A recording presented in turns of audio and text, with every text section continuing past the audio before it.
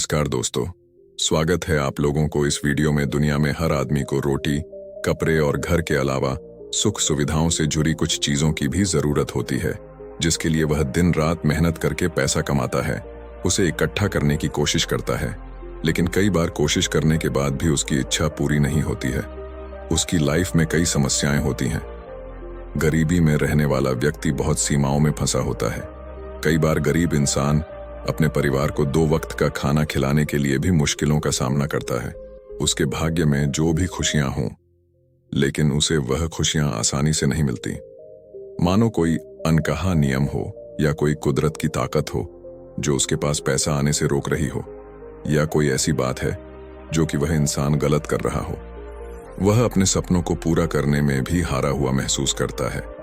लेकिन दुनिया की माने तो हमें हमेशा आशा रखनी चाहिए कि कुछ अच्छा होगा, क्योंकि कहते हैं ना, जब रास्ता मुश्किल होता है तो आपका धीरज और आपकी कड़ी मेहनत ही आपकी सबसे बड़ी ताकत होती है। लेकिन क्या हो जब आप खेल ही ऐसा खेल रहे हो जहां आपकी हार पक्की हो? क्या हो जब तुम्हें पता चले कि तुम जो कुछ भी समझते और सोचते आए हो, सफलता और पैसे के बारे में, वह सब पाने का कोई तरीका हो और आप उस तरह के उस नियम से वंचित हो? तब हमारा धीरज और हमारी लाख कोशिशों का भी नाकाम होना तय है। दोस्तों, अगर किसी खेल में जीतना है तो हमें उस खेल के नियम मालूम होना बहुत जरूरी होता है। नियमों को समझने के बाद ही हम यह जान सकते हैं कि हमें कैसे इन नियमों को अपने हित में इस्तेमाल करना है। आज हम ऐसे ही कुछ नियमों को एक बौद्ध कहानी के द्वारा जानेंगे। तो चलिए बिना किसी देरी के शुरू करते हैं आज की यह कहानी। बहुत समय पहले की बात है। एक छोटे से गांव मुक्तापुर में एक प्रकाश नाम का युवक रहता था। वह अपनी गरीबी से बहुत ज्यादा परेशान था। प्रकाश की जिंदगी बहुत ही कठिन से भरी थी। वह एक गरीब परिवार से था और उसके पास आर्थिक समस्याएं थीं जिन्होंने उसे बहुत परेशान कर दिया था। वह एक छोटे से किराना दुकान में काम करता था, लेकिन उसकी कमाई इतनी थी कि घर के आर्थिक बोझ को सहना मुश्किल हो रहा था। एक दिन परेशान होकर वह छोटा मन करके एक पेड़ के नीचे बैठा रो रहा था। रास्ते में उसे उसका एक पुराना मित्र मिला। इस मित्र से मिलने पर उसका चेहरा खुशियों से भर गया, क्योंकि वह अपने दोस्त से बहुत समय बाद मिल रहा था। बचपन से ही प्रकाश अपने इस प्रिय मित्र से करीब था। वह दोनों बहुत ही खुश हो गए थे। उसका मित्र पूछता है, प्रकाश, तुम कहाँ जा रहे हो और आजकल क्या कर रहे हो? तब प्रकाश ने उदास मन से अपनी सारी परेशानी अपने मित्र को बताई कि कैसे वह गरीबी से परेशान है और अपने घर वालों की जरूरत भी नहीं पूरी कर पा रहा। 2 वक्त की रोटी कमाना भी उसे बहुत मुश्किल हो गया है। तब उसके मित्र ने उससे कहा, मित्र घबराओ मत, यहीं पास में एक गुड़ है, वह तुम्हारी मदद जरूर कर सकते हैं। तुम्हें एक बार उनके पास जाना चाहिए। अपने मित्र की बात सुनकर प्रकाश उस गुरु के पास पहुंच जाता है और उनसे कहता है, गुरु, इस दुनिया में कुछ लोग इतने सफल हैं कि 20 करोड़ों अरबों कमा रहे हैं, जबकि कुछ लोग ऐसे भी हैं जिन्हें गरीबी की वजह से एक वक्त की रोटी भी नसीब नहीं होती। आखिर ऐसा क्यों होता है? भगवान तो सबका एक ही है, चाहे अमीर हो या गरीब, सेहत तंदुरुस्त हो या बीमार, और फिर चाहे वह किसी भी जाति का हो। आखिर वह तो सबका भगवान है। तो फिर वह ऐसा क्यों करता है? किसी को ढेरों पैसा दे देता है तो वही किसी को भूखा रखता है।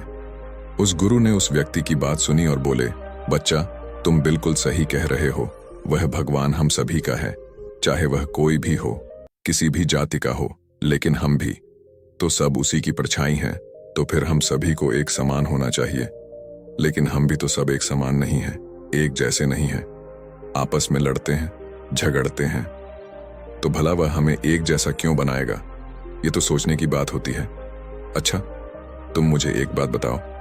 माना कि तुम्हारे 2 बच्चे हैं, एक बहुत ही समझदार है और वहीं दूसरा बच्चा सही नहीं है। वह नशा करता है, पैसा बर्बाद करता है।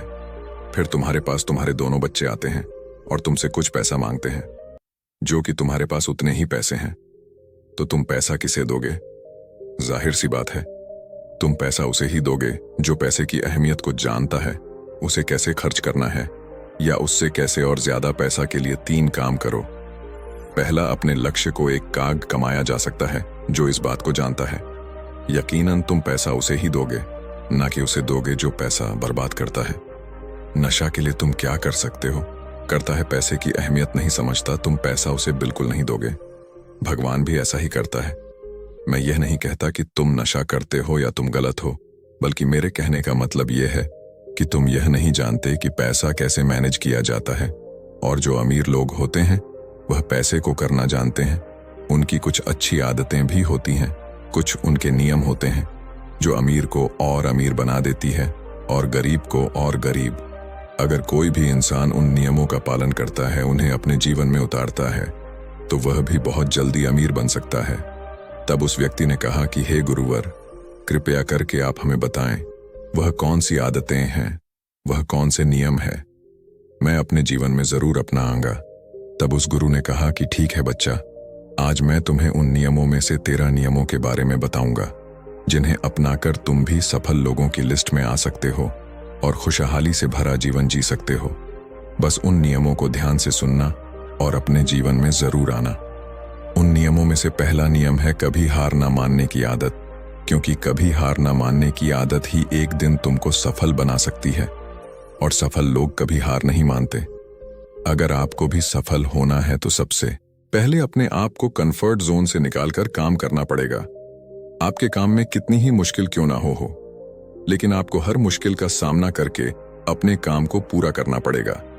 जिनके अंदर अपने सपनों को पाने के लिए जोश और जुनून होता है, वह हर मुश्किलों का सामना कर लेते हैं। इसीलिए सक्सेसफुल का पहला नियम यही कहता है कि आपको कभी हार नहीं मानना है। दूसरा नियम यह है कि दूसरों की बातों को सुनना बंद कर दो। ज्यादातर लोग अपने कामों को इसीलिए छोड़ देते हैं क्योंकि वह दूसरों की ज्यादा सुनते हैं।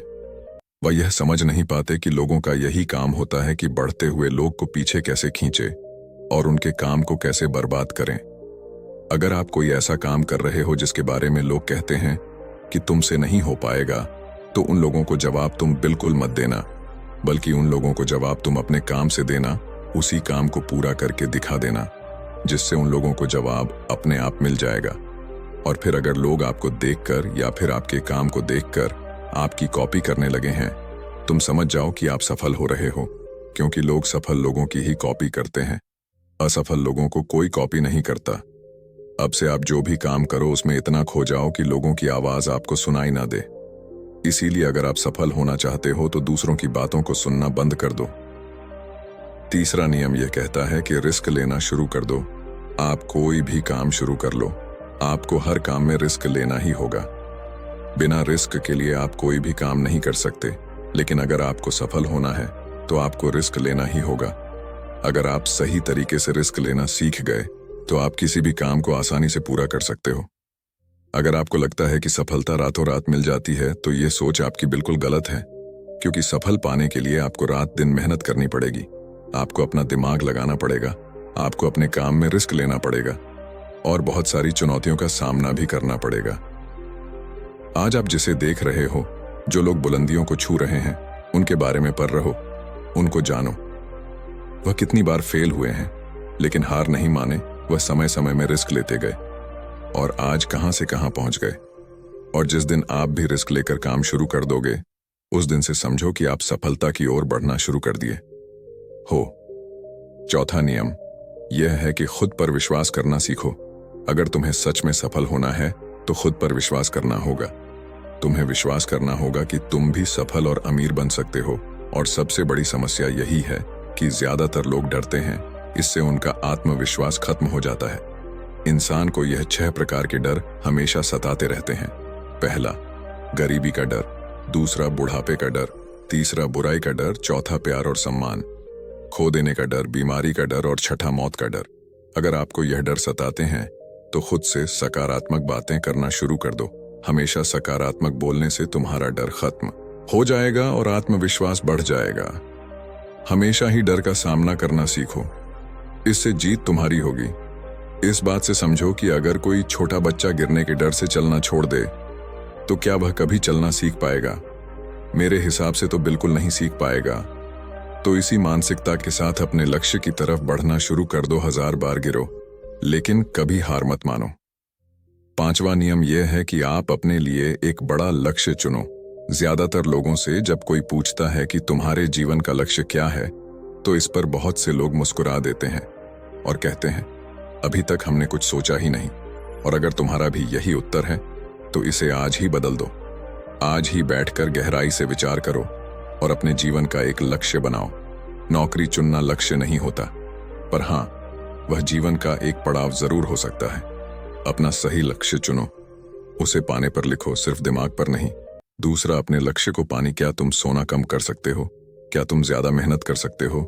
क्या तुम गप्पे मारना छोड़ सकते हो? या फिर क्या तुम अपने लक्ष्य की संबंधित किताबें पढ़ना शुरू कर सकते हो? तीसरा, दिन में कम से कम 3 बार अपने लक्ष्य को बोलकर पढ़ो। इससे तो तुम्हारे दिमाग में बात अच्छे से बैठ जाएगी कि अपने दिमाग से तुम क्या चाहते हो। फिर तुम्हारा दिमाग उसी दिशा में काम करने लग जाएगा और तुम्हारे सामने तुम्हारे लक्ष्य को प्राप्त करने के नए नए तरीके प्रस्तुत करना शुरू कर देगा, जिन पर काम करके तुम अपने लक्ष्य को हासिल कर सकते हो। छठा नियम यह है कि आप जो करना चाहते हो वही काम करो। आपको वही काम करना चाहिए जिस काम में आपका इंटरेस्ट है और जिस काम को करने में आपको मजा आता है। किसी के दबाव में आकर कोई भी काम शुरू मत करो। उनसे कह दो कि मुझे यह काम नहीं करना, क्योंकि अगर आप वह काम करना शुरू कर देते हो जिस काम में आपका इंटरेस्ट है, तो उस काम के प्रति आपका मन लगा रहेगा और आपको मजा भी आएगा। इसीलिए हर इंसान को हमेशा वही काम करना चाहिए जिस काम को करने में मजा आए। लेकिन वहीं पर अगर आप वह काम करते हो जिस काम के प्रति आपका जरा भी इंटरेस्ट नहीं है, तो कुछ समय के बाद आप बोर होने लग जाओगे और उस काम को छोड़ दोगे और फिर इस तरह आप कभी सफल नहीं हो पाओगे। इसीलिए हमेशा इंसान को वही काम करना चाहिए जिसमें उसका इंटरेस्ट हो। ये आपकी लाइफ का सवाल होता है, इसीलिए डिसीजन भी आपको खुद ही लेना चाहिए कि आपको क्या करना है और क्या नहीं। 7वां नियम यह है कि सबसे जरूरी काम पहले करो। अगर आप अपने सबसे जरूरी काम को पहले खत्म कर देते हो तो बाकी के बचे हुए काम आपके लिए और भी आसान हो जाते हैं। सबसे जरूरी काम को पहले करने से आपका टेंशन खत्म हो जाता है। इसीलिए अपने दिन के सबसे जरूरी काम को सबसे पहले खत्म कर लेना चाहिए। 8वां नियम यह है कि आप अपने काम पर फोकस रखो। अगर आपका किसी काम में फोकस नहीं होता तो आपका काम कभी भी खत्म नहीं होगा। जब तक किसी काम को पूरे फोकस के साथ ना किया जाए, तब तक उस काम को करने का कोई मतलब नहीं होता। इसीलिए कोई भी काम करो तो उसे पूरे फोकस के साथ करो। 9वां नियम यह है कि अपना दिमाग लगाकर खूब मेहनत करो। सफल होने के लिए आपको बहुत मेहनत करनी पड़ेगी। आप जिस फील्ड में हो उस फील्ड में इतनी मेहनत करो कि उस फील्ड से रिलेटेड सारे काम आपको बहुत ही आसान लगने लग जाए। अगर आप मेहनत करके अपने काम से रिलेटेड सारी चीजों को सीख लेते हो तो आप बहुत ही जल्दी सफल हो सकते हो। सफल होने लिए आपको अपने फील्ड का मास्टर होना पड़ेगा। और हाँ, मेहनत के साथ साथ आपको अपना दिमाग भी लगाना है। अगर आप मेहनत करते रहोगे और दिमाग नहीं लगाओगे तो भी आप एक सक्सेसफुल इंसान नहीं बन पाओगे। आपने सुना और देखा भी होगा, गधा मेहनत तो बहुत करता है लेकिन उसकी कोई इज्जत नहीं होती, क्योंकि वह दिमाग नहीं लगाता। इसीलिए खूब मेहनत करो, दिमाग लगाओ और अपने सपनों को पूरा करो। 10वां नियम यह है कि अपनी गलतियों से सीखो। सफल लोग हमेशा अपनी गलतियों से कुछ ना कुछ सीखते रहते हैं। आप भगवान नहीं हैं कि आपसे गलतियां नहीं होंगी। आपसे भी गलतियां हो सकती हैं। इस दुनिया में हर इंसान से गलतियां होती हैं। इसीलिए गलतियां अगर होती हैं तो उनसे सीखो और गलतियों को सुधार कर आगे बढ़ो। जो इंसान गलतियां करता है वह उन गलतियों से बहुत कुछ सीखता भी है और उन गलतियों को दोबारा करने से बचता भी है। इसीलिए अगर आप कोई काम कर रहे हो और आपसे कोई गलती हो जाए तो निराश मत होना। अरे, गलतियां तो वही लोग करते हैं जो कुछ करने का रखते हैं। जो कुछ करने का साहस ही नहीं रखते, वह गलतियां कैसे करेंगे? अगर हार के डर से मैदान में नहीं उतरेंगे तो तुम्हें जीत कैसे मिलेगी? इसीलिए मैं यही कहूंगा कि गलतियों से मत घबराओ, बस कुछ करने का साहस रखो। 11वां नियम कि नई स्किल सीखो। वह सारी जरूरी स्किल्स को सीखो जो आपको आपकी जिंदगी में आगे बढ़ने में मदद कर सकती है। अगर आपके पास कोई यूनिक स्किल है तो आप उस स्किल की मदद से खुद को सफल बना सकते हो। आपको अपने फील्ड से रिलेटेड सारी जरूरी स्किल्स को सीखना चाहिए। अगर आपके पास अपने फील्ड से रिलेटेड कोई स्किल्स हैं तो वह आपको जिंदगी में आगे बढ़ाने में मदद कर सकती है। इसीलिए ऐसी स्किल्स को सीखो जो आपके काम आ सकती है। 12वां नियम यह है कि आप अपना लक्ष्य बनाओ। सफल होने के लिए सबसे जरूरी चीज जो है वह है अपने जीवन का लक्ष्य बनाना। अगर आपके जीवन का कोई लक्ष्य नहीं है तो इस जीवन को जीने का कोई फायदा नहीं है। अगर आप घर से कहीं जाने के लिए निकलते हो लेकिन आपको पता ही नहीं है कि आपको कहाँ जाना है, तो फिर आप क्या करोगे? क्या आप ऐसे ही आगे बढ़ते जाओगे? यकीनन आपका जवाब होगा नहीं। इसी तरह अगर आपने अपने जीवन का कोई लक्ष्य नहीं बनाया तो आप जीवन में कुछ नहीं कर पाओगे। इसीलिए यह बहुत जरूरी है कि आपको अपने जीवन का कोई ना कोई लक्ष्य बनाना चाहिए और उस लक्ष्य को पाने के लिए मेहनत भी करनी चाहिए। इसीलिए अभी के अभी अपना कोई लक्ष्य बनाओ और उसे पूरा करने के लिए प्लान बनाओ और फिर आज और अभी ही काम पर लग जाओ। 13वां और आखिरी नियम यह है कि लोगों की मदद करो। लोगों की मदद करने से हमारा दिमाग खुद को अमीर समझता है और फिर वह हमें अमीरी की दिशा में ले जाता है और वैसे ही हमारी सोच को बना देता है। और यह बात तो हम सभी जानते हैं कि जैसे हमारी सोच होती है हम वैसे ही बन जाते हैं। तो आज से ही लोगों की मदद करनी शुरू कर दो और अमीर बनने के लिए लोगों की दुआ लेना शुरू कर दो। और फिर यह सारी बातें बताकर उस गुरु ने प्रकाश से कहा कि अच्छा, अब तुम जा सकते हो और इन बातों का पालन करो और फिर तुम मुझसे 6 महीने के बाद मिलना। प्रकाश ने भी गुरु का धन्यवाद किया और वहां से चला गया। बढ़ते हैं दूसरा कहानी की तरफ।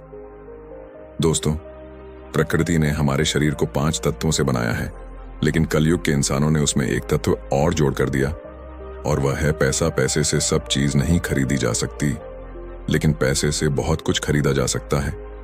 एक संत एक गांव में प्रवचन दे रहे थे कि पैसे के पीछे मत भागो, ये माया का दलदल है और इसके दलदल में जो फंस गया वह पूरी जिंदगी दुखी रहता है।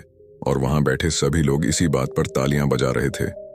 उन्हें यह बात नहीं पता थी कि यह संत इस बात को बोलने के लिए पैसा लेता है। यही तो माया का खेल है जो कि इस दुनिया में बहुत कम लोग जान पाते हैं, और जिसने जान लिया उसे इस माया ने बुलंदियों की चोटी पर पहुंचा दिया। दोस्तों, आज के समय में पैसा कमाना इतना मुश्किल नहीं है जितना मुश्किल उस पैसे को संभालना है। इस दुनिया में बहुत लोग ऐसे होते हैं जिनके पास कुछ पैसा क्या आ जाता है, वह लोग घमंडी जाते हैं। वह लोग पैसे के नियम को जानते ही नहीं हैं। आप लोग जानते होंगे कि सरस्वती की तस्वीर हमेशा बैठी हुई रहती है और लक्ष्मी की तस्वीर हमेशा खड़ी हुई अवस्था में। सरस्वती यह कहती है कि मैं जल्दी आऊंगी नहीं, और यदि मैं आ गई तो जाऊंगी नहीं, क्योंकि ध्यान इतनी जल्दी से अर्जित नहीं किया जा सकता। और यदि एक बार हमने ज्ञान अर्जित कर लिया तो वह हमसे कोई छीन नहीं सकता। लेकिन लक्ष्मी का यह नियम होता है कि वह जल्दी आ भी जाती है तो जल्दी चले भी जाती है। यदि किसी इंसान को सही तरीके से रखना नहीं आया तो बहुत जल्दी उस घर से निकल जाती है। आज की इस कहानी के अंदर मैं आप लोगों को 6 ऐसे खर्च बताऊंगा जिसको आपको आज से और अभी से बंद कर देना चाहिए, तो ही आप पैसे के सही नियम को समझ पाएंगे। आप कितना कमाते हो ये जरूरी नहीं, जितना भी कमाते हो उसमें से आप अपना खर्चा इन 6 जगहों पर काम कर दो। धीरे धीरे आपके घर में पैसा रुकना शुरू हो जाएगा। को खुद को लगेगा कि सच में हमारे घर में पैसा रुकना शुरू हो गया है। और अमीर बनने का सबसे पहला रास्ता यही होता है कि अपने खर्च को कम कर दो और ज्यादा पैसे कमाने का तरीका ढूंढो। तो चलिए जानते हैं इस कहानी के माध्यम से कि वो कौन से 6 ऐसी जगह हैं जहां हमें पैसा नहीं खर्च करना चाहिए। तो आइए कहानी शुरू करते हैं। कहानी अच्छी लगे तो कमेंट बॉक्स में नमो बुद्धा लिखकर वीडियो लाइक करना ना भूलें। एक बार की बात है, एक गांव में 2 औरत रहती थीं। एक के पास एक भैंस थी तो दूसरी के पास एक बकरी थी। जिसके पास भैंस थी वह औरत किसी भी चीज को संभाल के रखना नहीं जानती थी। उसकी भैंस दूध तो बहुत देती थी, लेकिन उसने दूध की कीमत कभी समझी ही नहीं। वह सारा दूध घर की बिल्ली को पिला देती थी, दूध को ऐसे ही खर्च कर देती थी। दूध को किस तरीके से सही उपयोग में लिया जाता है वह औरत जानती ही नहीं थी, और जिसके पास बकरी थी वह दूध की कीमत जानती थी। इसलिए वह दूध के एक एक बूंद को बचाकर रखती थी और उससे दही जमाकर घी निकल लेती थी, और धीरे धीरे वह बहुत सारा घी इकट्ठा कर लेती थी। अब जिसके पास भैंस थी उसने दूध की अहमियत कभी जानी ही नहीं थी। उसने कभी दूध से घी निकलने के बारे में सोचा ही नहीं था। एक दिन उसके घर मेहमान आ गए और मेहमानों को सूखी रोटी नहीं खिलाई जा सकती थी, तो इसलिए वह औरत बकरी वाली औरत के पास जाकर आधा किलो घी ले आती है। वह औरत यह कहकर घी लाती है कि मैं जल्द ही अपनी भैंस के दूध का घी निकालूंगी तो तुम्हें वापस कर दूंगी। और वह बकरी वाली भरोसे उसको घी उधार के तौर पर दे देती है।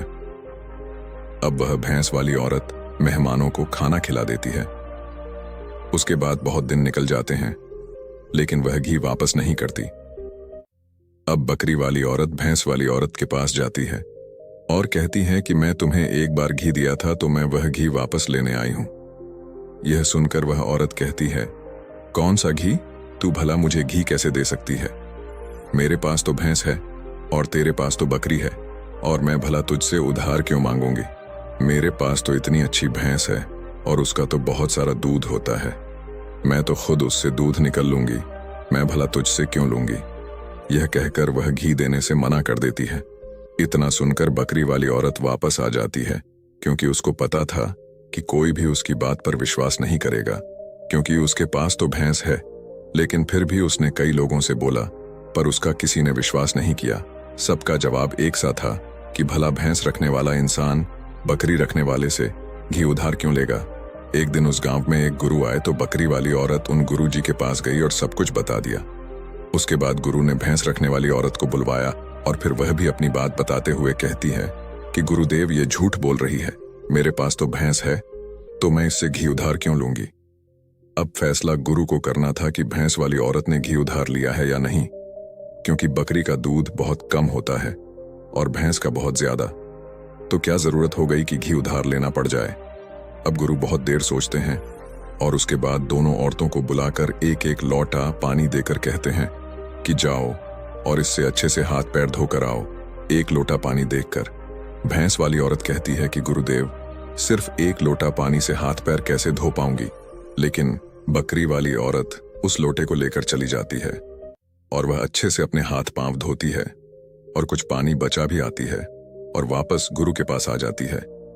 लेकिन वह भैंस वाली औरत लौटा लेकर जाती है और सिर्फ हाथ धोकर लौटे को वापस लेकर आ जाती है। जैसे ही दोनों लौटों को रखा जाता है, तभी गुरु कहते हैं कि भैंस रखने वाली औरत ने बकरी वाली औरत से घी उधार लिया था और उसे घी वापस करना चाहिए। अब जो गांव के लोग पास में बैठे थे, उन्होंने कहा कि गुरु जी, इससे कैसे सफे होता है कि घी भैंस वाली औरत ने उधार लिया है। तो गुरु जी कहते हैं कि जरा इन लौटों को ध्यान से देखो, इस औरत ने पानी बचा भी लिया और हाथ पैर भी धो लिए। ये होती है किसी चीज की अहमियत को समझना। और दूसरी औरत ने सिर्फ हाथ धुल कर ही लौटे का सारा पानी खत्म कर दिया, क्योंकि उसको इस पानी की कीमत नहीं पाता थी। और जिस चीज की हमको कोई कदर नहीं होती, वह भले हमारे पास कितनी भी अधिक क्यों ना हो, वह नष्ट हो ही जाती है। यदि हमारे पास कोई चीज बहुत ही कम है और हमको उसकी कदर है, तो जरूर उससे हम फायदा ले सकते हैं।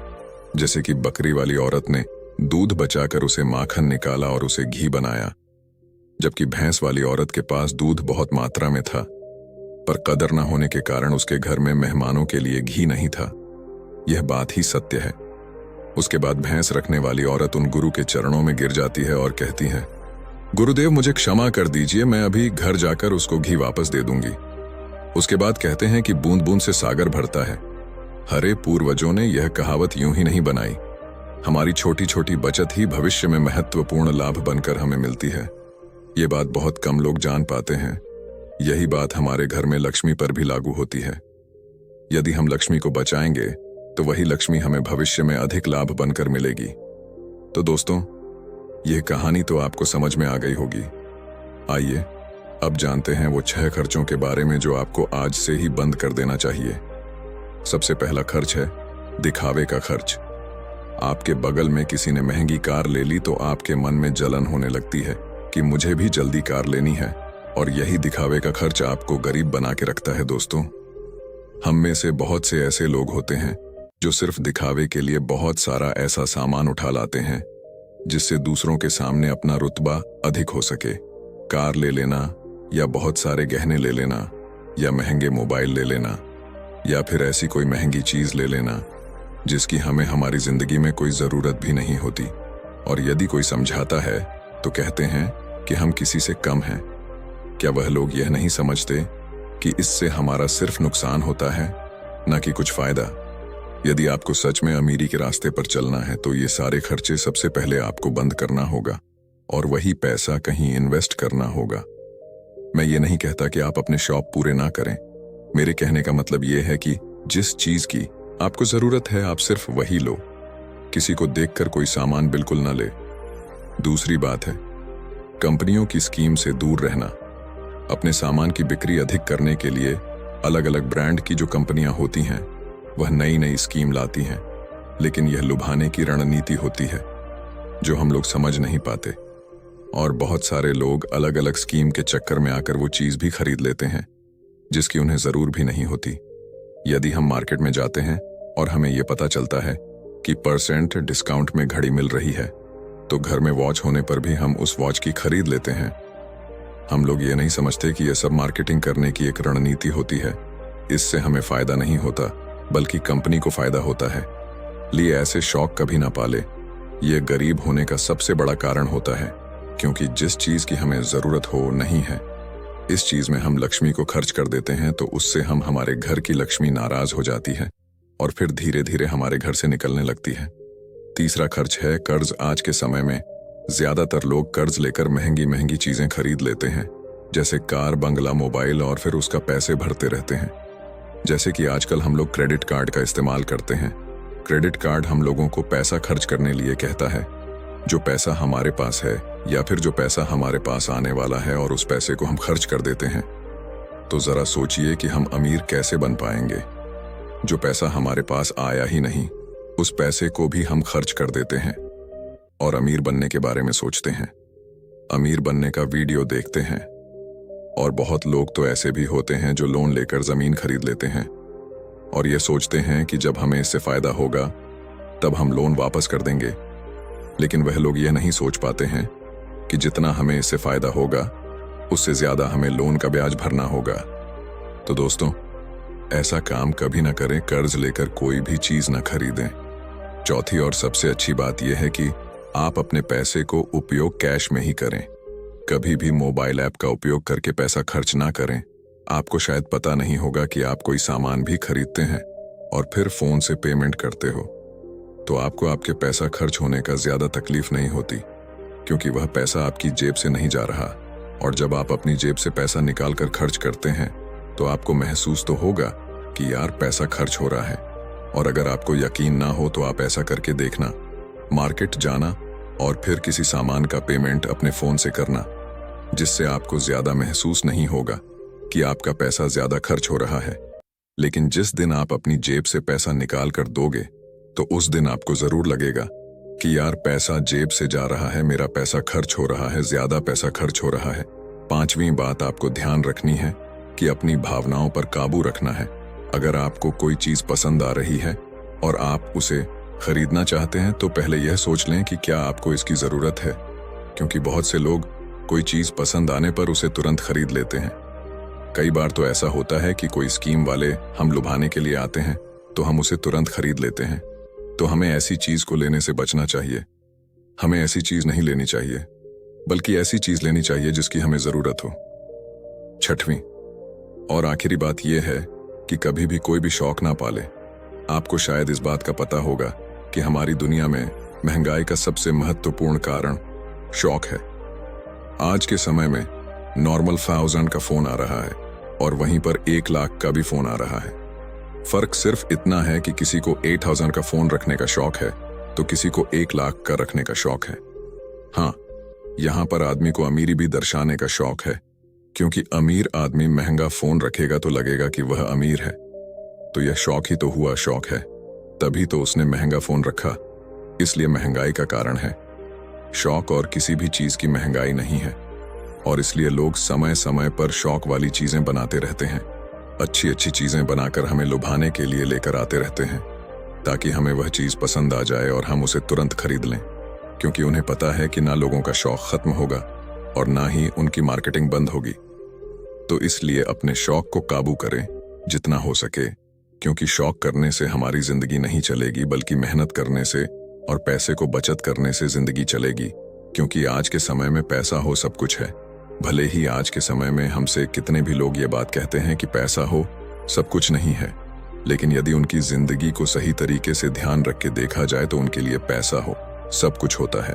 वह पैसों के लिए इधर उधर भाग रहे हैं और हमें कहते हैं कि पैसों के पीछे मत भागो। तो दोस्तों, इस वीडियो में हमने कुछ फिजूल खर्च के बारे में बताने की कोशिश की है ताकि उन खर्चों को आप कंट्रोल कर सकें, जिससे आपका पैसा बचे और ज़रूरत के समय वह पैसा आपके काम आ सके। और वह पैसा जब ज़रूरत के समय हमारे काम आता ही तो हमारे दिल को जो शांति मिलती है वह सच में बहुत ही अद्भुत शांति होती है। तो दोस्तों, आपने आज की इस वीडियो से क्या सीखा वह मुझे आप कमेंट में बता सकते हैं। इसी साथ में उम्मीद है कि आपको आज की वीडियो पसंद आई होगी, तो इस वीडियो को उस इंसान को शेयर करें जिससे ये कहानी सुनने की ज़रूरत है, और उसी के ठीक बाद चैनल को सब्सक्राइब करें। तो चलिए फिर मिलते हैं ऐसी एक और नई वीडियो में एक नए मैसेज के साथ। तब तक के लिए अपना ख्याल रखें। धन्यवाद और नमो बुद्धाय।